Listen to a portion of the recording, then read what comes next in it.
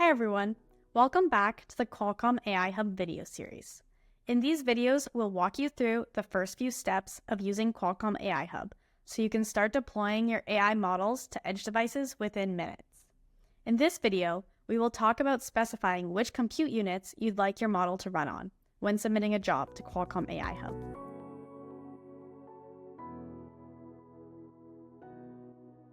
You might want to specify certain compute units for your ML model to run on based on your use case. We can target the specified compute units in any type of job on Qualcomm AI Hub: compile, profile, or inference. You're able to specify any combination of compute units to restrict where the model should run. Certain compute units may be necessary to avoid if they're being used extensively by other aspects of your application. However, if you don't have any restrictions and would like your model to run the fastest, you don't need to specify any options, or you can pass compute unit all. Let's look at how you can specify which compute units you would like to use.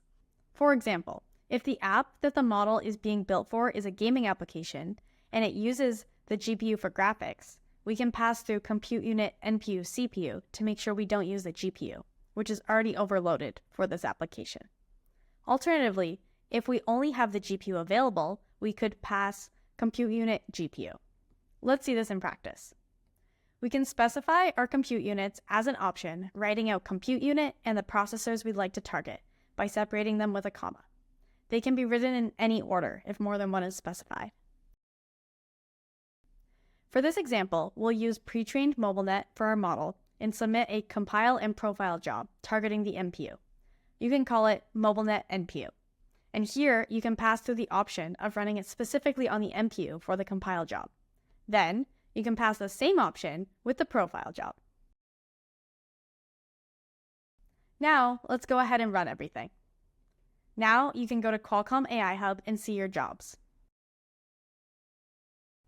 For the compile job, you'll notice the option is listed. Now, let's go to the profile job and look at the performance. Here, you can see that all 70 layers have run on the NPU. You can also see more details around the layer-by-layer placement by selecting Visualize on the job page. This gives you a visual representation of the layers in the model.